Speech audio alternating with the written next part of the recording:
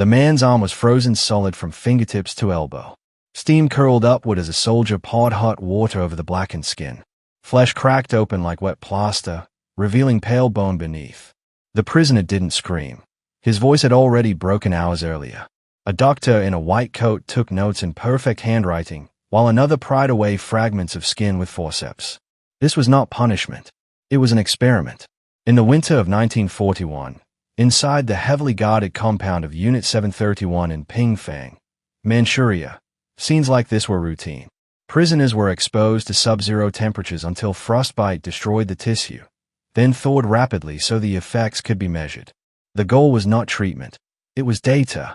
Data on how the human body failed, how it rotted, how long it could cling to life under extreme injury. The victims were not criminals in the ordinary sense. Most were Chinese civilians accused of helping resistance fighters. Others were Soviet prisoners of war, Koreans, Mongolians, and, in later years, even captured Allied soldiers. Once they entered Unit 731, they were stripped of names, called logs, and assigned numbers. Their fate was already sealed. The compound itself was a labyrinth of laboratories, prison blocks, and incinerators.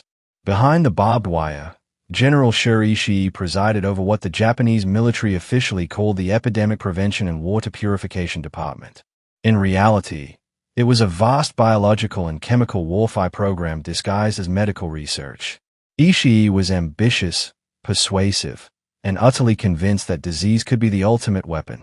He promised Japan's leaders the ability to cripple entire armies without a single gunshot, and they gave him full authority to prove it. That proof would come at the expense of thousands of living test subjects. Inside the laboratories, pathogens like anthrax, cholera, typhoid, and plague were bred in massive quantities. Victims were deliberately infected through contaminated food, water, or direct injection. Scientists tracked the progression of symptoms, the high fever, the violent shivering, the skin eruptions, the delirium. Each stage was documented until death. Then came the vivisection, dissection of the body while still alive, without anesthesia, to examine the organs before decay began. The methods were calculated, systematic. One prisoner might be strapped inside a pressure chamber as the air was slowly removed, his chest caving inward while observers timed the collapse of his lungs. Another might be tied to a wooden post as ceramic bombs filled with plague-infested fleas detonated around him, the insects swarming over exposed skin. There was no attempt at mercy. The goal was precision. For the men and women in white coats, this was work, not murder, at least not in the way they saw it. They recorded results, adjusted procedures, and sent reports to Tokyo. In the language of their documents, a man's death was simply completion of the experiment. Outside the walls, local farmers whispered of strange trucks arriving at night and of smoke that smelled unlike any firewood. A few claimed to have seen men in heavy masks dumping bodies into pits or carrying boxes crawling with rats. The Japanese dismissed these rumors as wartime propaganda. But the truth was worse than anything the villagers imagined. By the time the frostbite victim's arm was fully thawed, his tissue had turned to a gray pulp. A doctor measured its resistance to pressure before amputating it entirely. The limb was tagged, stored, and sent to a different wing for microscopic study. The man was still alive when his body was wheeled into another lab. His number was recorded in Ishii's files. His name would never appear anywhere again. The data collected from such procedures would later be used to design survival gear for Japanese troops in cold climates. But to Ishii, that was only a side benefit. The real focus, and the real horror, was still to come, turning these diseases and methods into weapons capable of wiping out entire populations. The village was still asleep when the first plane passed overhead. No bombs fell, only small ceramic spheres, each shattering on impact and releasing a fine cloud of black flecks into the air. Some stuck to the thatched rooftops, others drifted into wells and water jars. A few curious children picked them up, not knowing they were alive. The flecks were fleas, each carrying the plague. Within days, the sickness began. First came fever, then swelling in the groin and armpits. Lymph nodes burst, releasing a foul stench as the skin darkened. Families carried the sick to the edge of town to die in the fields, but it didn't matter. By the time the last body was burned, hundreds were dead, and the survivors were too weak to bury them all. It wasn't an accident. This was one of Unit 731's live field trials. The plague outbreak was recorded, mapped, and analyzed by scientists back in Pingfang. For Ishii and his staff, the village was not a tragedy. It was a successful test. Inside the compound, preparations for such operations were relentless. In sealed rooms, rats were infected with plague, their bodies crawling with the same fleas that would later be dropped over villages. Technicians worked in heavy protective gear while prisoners, stripped naked, were restrained for direct exposure. Some were bitten dozens of times in controlled intervals so researchers could study how long it took for symptoms to appear, how fast the bacteria spread, and how many bites were required to ensure death. But the work didn't stop at infection. Ishii wanted to know how to weaponize disease for the battlefield. Engineers developed bombs that could scatter fleas over wide areas without killing them on impact. Others experimented with contaminating rivers and reservoirs with typhoid or cholera, knowing entire cities depended on those water sources. The moral boundaries that might have stopped such acts were long gone. In Unit 731's reports, a peasant family could be reduced to a column of numbers, subjects 12 to 15. Exposure complete, symptoms observed, death confirmed. While plague and cholera took center stage, other horrors filled the daily schedule. Pressure chambers crushed men to death so researchers could determine at what altitude the human body failed. Prisoners were tied to stakes in open fields as grenades, flamethrowers, and gas shells detonated around them, testing the weapon's killing range. The frostbite experiments continued through each brutal winter. Subjects stood outside in the snow while cold air was blown across their exposed skin. Sometimes, soldiers struck their frozen limbs with sticks to hear the wooden sound of dead flesh. Others were submerged in icy water until their pulse vanished. Every experiment ended the same way. Dissection. The bodies were opened while still warm, organs removed for examination. The procedure was done without anesthesia, not out of sadism, but because Ishii insisted it provided more accurate results. The compound's crematorium worked day and night. Prisoners who died in the labs were burned in long shifts, the smell drifting beyond the barbed wire. Guards joked that it smelled like roasted pork. The scientists did not laugh. They simply wrote their next set of instructions. Rumors about the strange deaths began to spread among Japanese troops stationed nearby. Some soldiers claimed they saw trucks leaving the compound under heavy guard, carrying crates that rattled as if something inside was alive. Others noticed that outbreaks of disease seemed to follow certain military operations, outbreaks that spared Japanese soldiers but wiped out enemy civilians. The truth was known only to a select few in Tokyo's high command, and they were impressed. Ishii's results were so promising that funding increased, and new satellite facilities, Units 100, 1644, and others, were built across occupied China. Together, they formed a network of human experimentation unmatched in scale and cruelty. For Ishii, it wasn't enough. He was already envisioning the next step, unleashing these weapons against the Soviet Union or even the United States. But for that, he needed larger trials. He needed entire populations as test subjects. And in 1942, he would get exactly what he wanted. The prisoners were herded into a courtyard just after sunrise. They stood barefoot on the frozen ground, wrists bound with rough rope. A row of scientists in white coats watched from behind a low barrier while soldiers checked the restraints. There was no shouting, no chaos, only the sharp scrape of boots on ice and the faint rattle of chains. A whistle blew. The first prisoner was led to a wooden post in the center of the yard. 10 meters away, a soldier raised a Type 92 machine gun. This wasn't an execution for punishment. It was a live ballistic test. The weapon fired in short bursts, tearing through the man's chest. He collapsed instantly, but the scientists did not move forward until the body had stopped twitching. When they did, they took careful measurements of the wound channels, marking down bullet spread, penetration depth, and organ destruction before ordering the corpse dragged away. Each prisoner faced a different weapon: grenades, flamethrowers, mortars. Sometimes chemical shells were used, filling the air with a pale mist that clung to the skin and burned the lungs. Gas masks were issued, not to the prisoners, but to the scientists taking notes.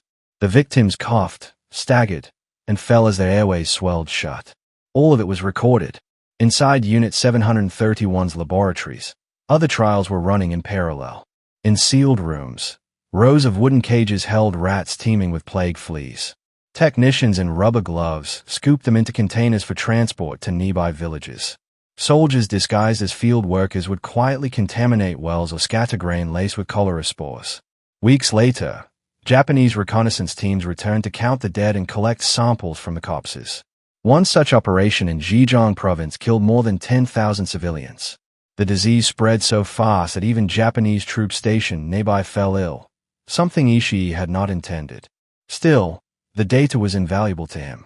It proved the weapon's reach and the speed at which it could collapse a community. The prisoners inside the compound knew nothing of these larger campaigns. Their world was the cell, the experiment room, and, if they survived long enough, the dissection table. Some were kept alive for months, repeatedly infected with different pathogens so their bodies could serve as a living catalog of diseases. Others were given transfusions with animal blood, injected with poisons, or deprived of food and water to study starvation. There were no appeals, no records for the outside world. Once a man or woman entered Unit 731, they vanished from history. God joked that the crematorium was the exit door. Its chimneys rarely stopped smoking. The scientists rarely expressed moral conflict.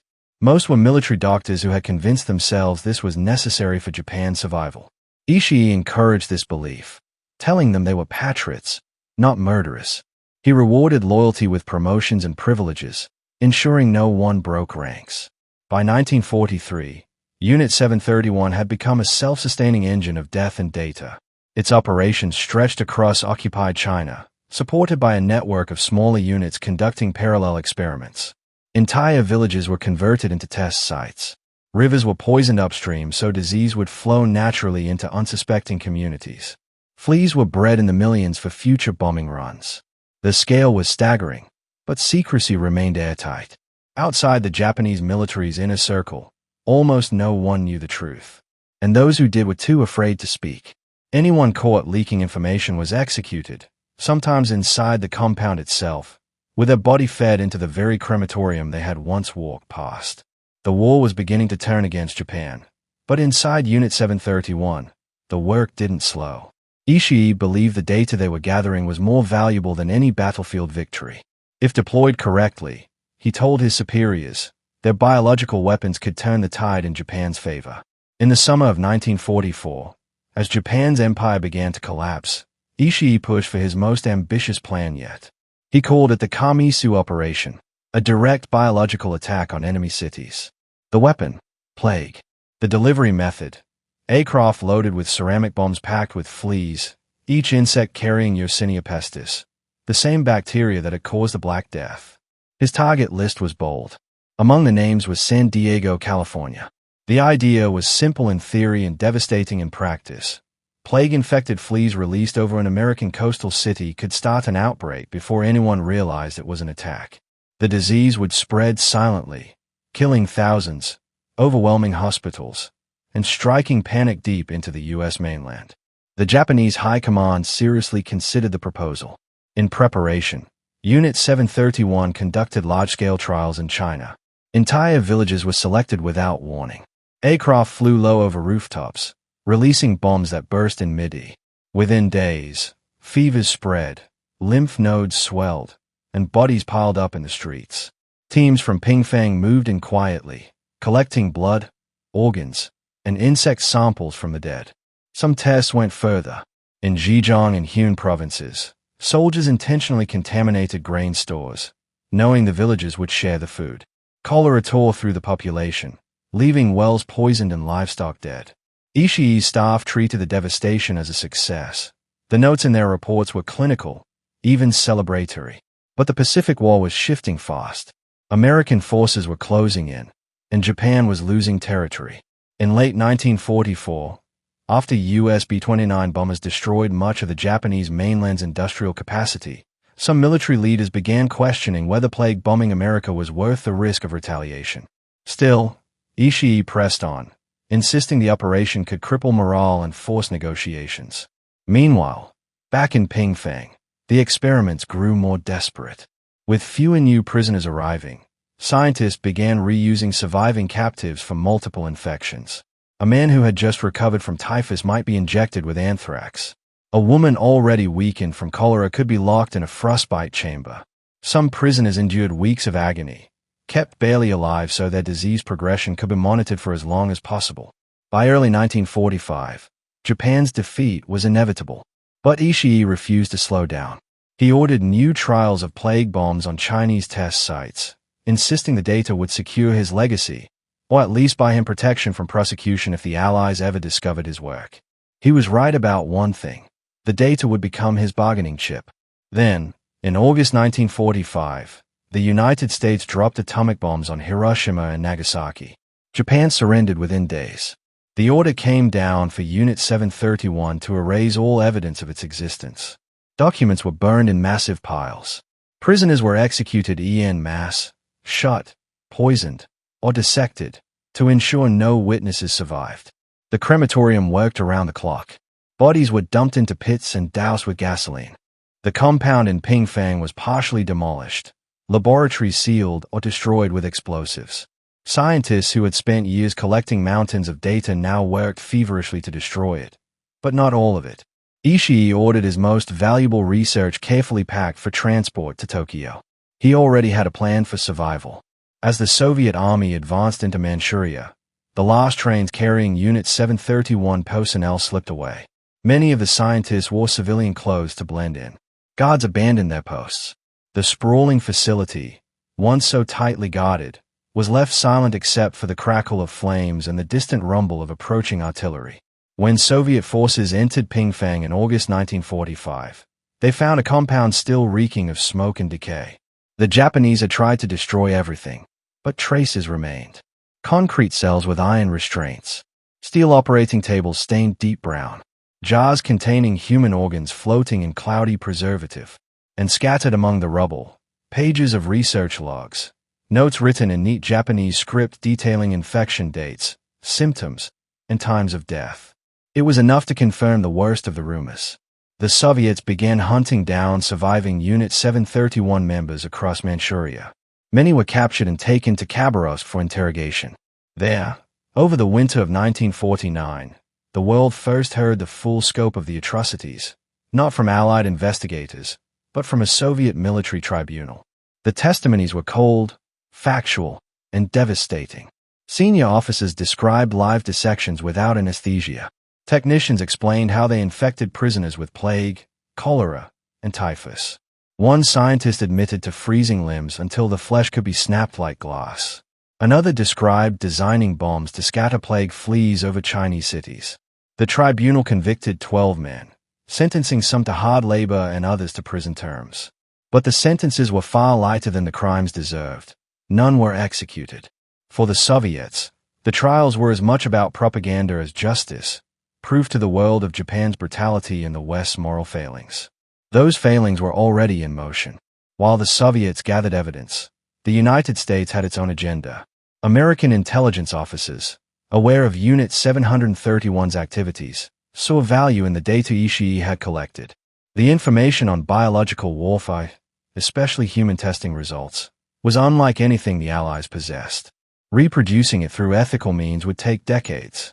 In late 1945, U.S. officials quietly contacted Ishii through intermediaries. The offer was clear: hand over your research, and you will not be prosecuted. Ishii agreed immediately. He gathered the surviving core of his staff and prepared detailed reports on plague, anthrax, frostbite, and other experiments. In return, he and his men received immunity from war crimes charges. To ensure secrecy, the deal was buried under layers of classified files. The official U.S. position was that no evidence existed to implicate Ishii or his colleagues in war crimes. Publicly, they vanished into civilian life. Privately, they met with American military scientists to transfer their knowledge. For the victims and their families, there would be no justice. The Chinese government protested, but their demands were ignored. The Western press barely mentioned the Soviet trials, and in the United States, Unit 731 was not widely discussed for decades. Ishii himself lived comfortably in Japan, giving occasional lectures to medical students and advising on public health policy. He died in 1959, never once facing a courtroom. The knowledge gathered in Pingfang, bought with the suffering of thousands, was quietly integrated into U.S. biological warfare research programs. In the logic of Cold War politics, it was considered too valuable to destroy. The compound where it had been collected, however, did not survive. The Soviets demolished much of Unit 731's remains, but some underground chambers proved too difficult to clear. They were sealed, left to rot beneath the soil of Harbin. Locals claimed that in the years afterward, strange illnesses sometimes appeared in the nearby area, as if the ground itself still carried the contamination. By the time the world began speaking openly about Unit 731, most of the perpetrators were dead or too old to prosecute. Ishii had died quietly, never facing trial. Others lived into old age, protected by the immunity deal, their families never knowing the full truth. Some took their secrets to the grave. Others, when confronted, insisted it had all been for the sake of science and the emperor. In 1997, the former Unit 731 site was turned into a museum by the Chinese government. Visitors walked through reconstructed prison cells, past glass cases holding rusted surgical equipment and fragments of plague bombs. In one room, an entire wall was covered with the names of known victims, but the list was incomplete. Thousands more would never be identified. Even now, the full death toll is unknown. Historians estimate at least 3,000 died inside the compound, but when including the plague and cholera outbreaks unleashed on surrounding regions, the number climbs into the tens of thousands. Each one was a life reduced to a line in a laboratory notebook, their suffering converted into data points and charts. The horror of Unit 731 is not only in what was done, but in what followed, a system that decided this knowledge was worth more than justice. The immunity deal ensured that the data, and those who produced it, were protected. In that sense, the crimes were never truly punished, only repurposed. Today, in the museum's cold halls, a small plaque carries a single sentence. Those who cannot remember the past are condemned to repeat it. Outside, the wind cuts across the open ground where the compound once stood. The barbed wire is gone, the buildings demolished, but the earth remains. Beneath it, somewhere in the frozen soil of Manchuria, lie the ashes of thousands of unnamed victims, and the memory of what human beings are capable of when cruelty wears the mask of science. And for those who walk away from the site at dusk, when the wind whistles through the grass, some say it almost sounds like voices, faint, distant, and unanswered.